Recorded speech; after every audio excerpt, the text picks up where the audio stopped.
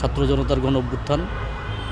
তা আমাদের ছাত্র জনতার গণ অভ্যুত্থান সফল হওয়ার পরে আমাদের আকাঙ্ক্ষা ছিল যে একটি অবাধ, সুষ্ঠু এবং নিরপেক্ষ নির্বাচনের মাধ্যমে এদেশে আবার গণতন্ত্র প্রতিষ্ঠিত হবে, সুশাসন প্রতিষ্ঠিত হবে। বিগত ১.৫ দশক এদেশের মানুষ গণতন্ত্রের জন্য সংগ্রাম করেছে। এদেশের মানুষের সাথে নিয়ে বাংলাদেশ জাতীয়তাবাদী ছাত্রদল তথা বাংলাদেশ জাতীয়তাবাদী দল বিএনপি এই ১৭ বছর এদেশের মানুষের ভোট এবং বাতের অধিকারের জন্য লড়াই করেছে। এই লড়াই করতে গিয়ে আমাদের হাজার হাজার নেতাকর্মী শহীদ হয়েছেন, গুম হয়েছেন, খুন হয়েছেন। আমাদের সর্বোচ্চ অভিভাবক, আমাদের বিএনপির চেয়ারপারসন দেশনেত্রী বেগম খালেদা জিয়া ৭৮ বছর বয়সে কারাবরণ করেছেন।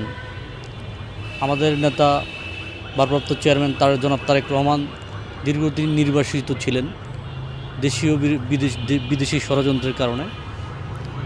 যুক্তরাষ্ট্রের ১ নম্বর জিম চেইন গোল্ড জিম এখন আবারও বাংলাদেশে বসুন্ধরা আবাসিক এলাকা ও বসুন্ধরা সিটি শপিং মলে। আমরা সব ষড়যন্ত্রকে উপেক্ষা করে মানুষের জন্য লড়াই করেছি।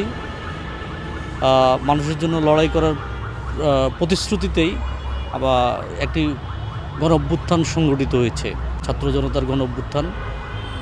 তা আমাদের ছাত্র জনতার গণ অভ্যুত্থান সফল হওয়ার পরে আমাদের আকাঙ্ক্ষা ছিল যে একটি অবাধ, সুষ্ঠু এবং নিরপেক্ষ নির্বাচনের মাধ্যমে এদেশে আবার গণতন্ত্র প্রতিষ্ঠিত হবে, সুশাসন প্রতিষ্ঠিত হবে। আমরা দেখতে পেয়েছি নির্বাচন কমিশন আগামীকালকে তফসিল ঘোষণা করবে। আমরা বাংলাদেশ জাতীয়তাবাদী ছাত্রদল এই তফসিলকে স্বাগত জানাই। আমি মনে করি বর্তমান যে পরিবেশ বিরাজ করছে, নির্বাচন নিয়ে কোনো শঙ্কা নেই। যে কয়েকটি সংকটের কথা আমরা গণমাধ্যমে দেখতে পেয়েছি, মানুষের যে স্বতঃস্ফূর্ত অংশগ্রহণ থাকবে নির্বাচনে, সব সংকট কেটে যাবে। নির্বাচন নিয়ে আপনাদের কী ভাবনা? নির্বাচন নিয়ে আমাদের আমাদের মাঝে একটা উৎসব বিরাজ করছে নির্বাচন নিয়ে। কারণ আমরা যারা তরুণ প্রজন্মের ভোটার আছি, আমরা বিগত 3টি নির্বাচনে ভোট দিতে পারিনি। তো আমরা ভোট দিতে পারবো, এটা আমরা উৎফুল্ল। এবং নির্বাচন যদি হয়ে যায় তাহলে এই দেশে একটি গণতান্ত্রিক নির্বাচিত সরকার প্রতিষ্ঠিত হবে এবং নির্বাচনের মাধ্যমেই দেশের সুশাসন প্রতিষ্ঠিত হবে। বিশেষ করে আমাদের বাংলাদেশ জাতীয়তাবাদী দল যদি জনগণের সমর্থনে নির্বাচিত হয়, আপনারা দেখেছেন আমাদের দল সরকার গঠন করেছে এবং রাষ্ট্রকে সুন্দরভাবে পরিচালনা করছে।